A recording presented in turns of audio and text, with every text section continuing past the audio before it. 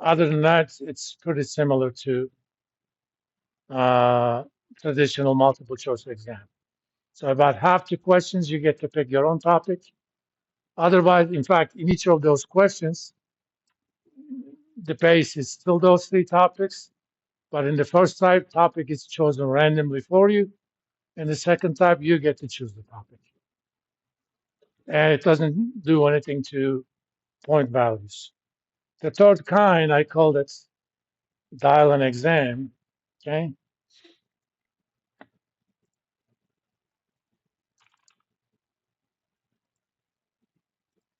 You can read all of that. Okay. For non-numerical stuff, I typically give you two choices. You can either pick an intermediate question. That's just like a regular question. It means, uh, by the way, in the other types, degree of difficulty is randomly picked for you. So by chance, you may get an easy question. By chance, you may get a hard question. On this type, you pick your degree of difficulty. If you pick intermediate, most you can get is 1,000 points. If you pick basic, let's say you don't feel very strong on this topic.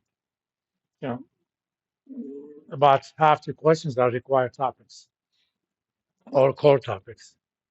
You don't feel that strong, you may, instead of choosing high value question but low probability of getting it right, you may choose an easier question. Yes, you get less points. You can get only 85% at most if you get it right on the first try, but your chances of getting it right may be much higher. You are going to make that determination yourself. Again, you don't have to pick this type of exam. That is entirely up to you. So I'm not forcing you into this. So let's pick a basic. Basic is pretty much the same.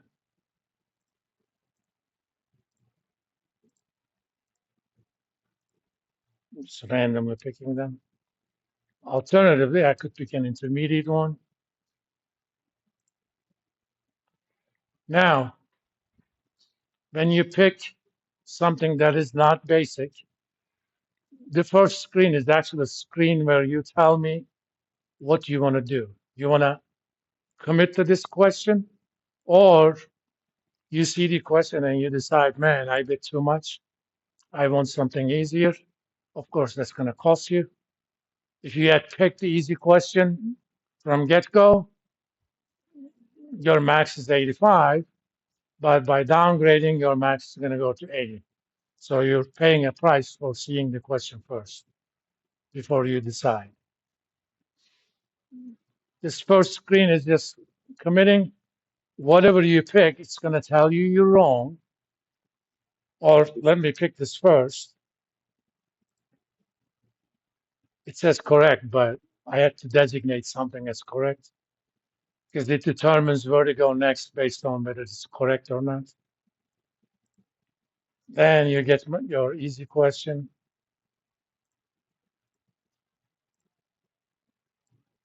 Maybe this was it. Okay. Next, pick another intermediate. This time I'm going to pick any one of these. And whether or not that answer is correct, it's going to tell you you're wrong. That doesn't mean that answer is wrong. The only thing this tells me that you're committing to this question if you don't pick the downgrade one. Okay. Then you will get exactly the same question. All right.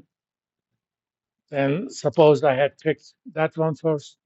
So don't change your answer because it told you you were wrong. Because even if you had picked the right answer, it's going to tell you you're wrong. I still kind of look for that. Sometimes students pick it. They think, oh, it was the wrong answer. I kind of scan the email that I get out of this. If you've done this, I correct it, but don't make me work.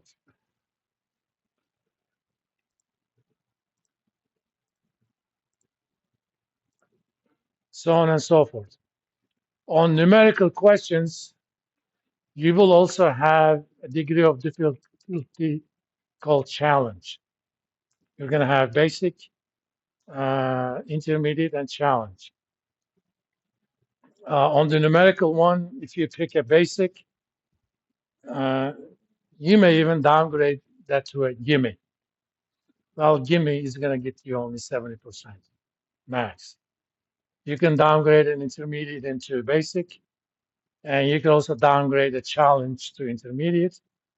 But if you pick a challenge and answer it, it's going to get you 120% if you get it right. So it's a topic that you feel strongly. You pick the challenge, and numerical questions are 1,500 each.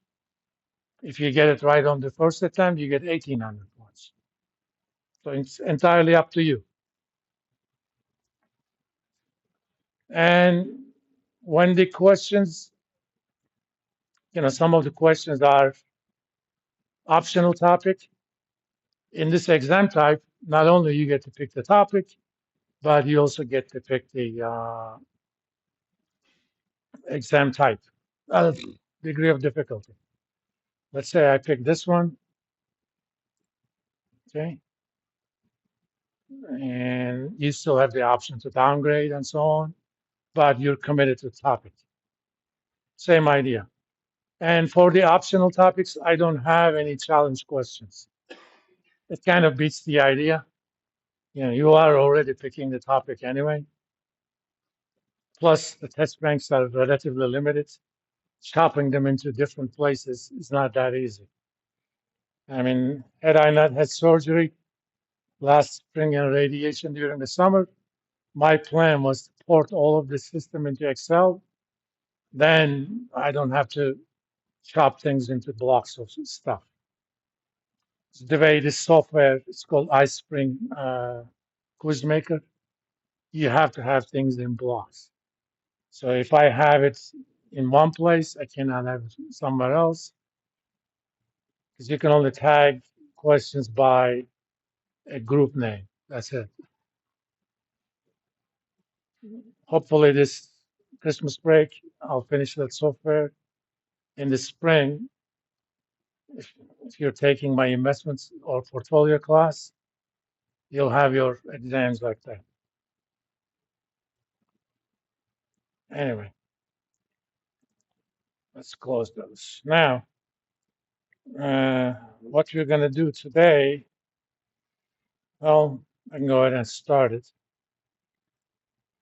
We already done the straight currency swap, basically calculating a single exchange rate for a series of payments, for a series of foreign currency transactions in the future. Today, we're going to deal with interest rate swaps. But for that, I'm going to need interest rate swaps are within the same currency. Suppose you have an exposure where you're required to pay prime plus, or let's say 1 year treasury plus a spread. Okay. If treasury rates, 1 year treasury rates goes up in the future, you're going to pay more in interest payments, right? And you want to hedge this risk. The way you can do this, you find a swap bank, and let's say Julia is my swap bank.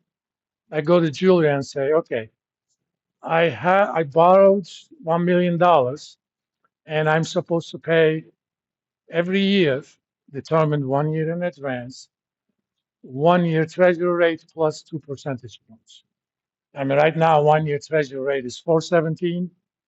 So 1 year from now, I'm going to pay 6.17. So over a principal of $1 million, that's 61,700. 1 year from today, there's going to be a different 1 year rate, right? Suppose interest rates went up.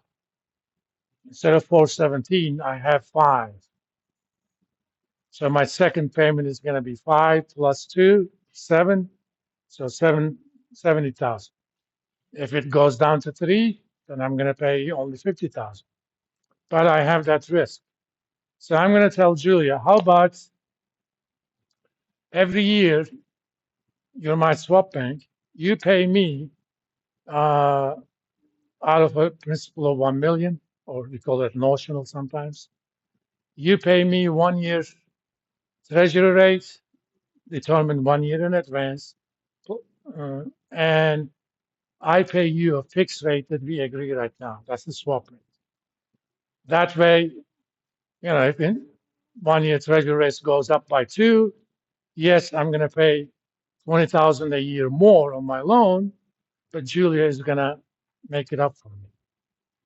Since I pay her fixed, I'm basically, my exposure went from floating to fixed.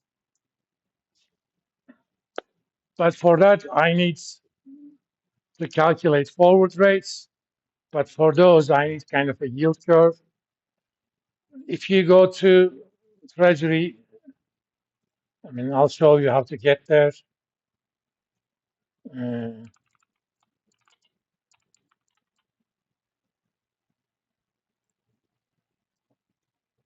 Department of Treasury has a website called Daily Treasury, par yield curve.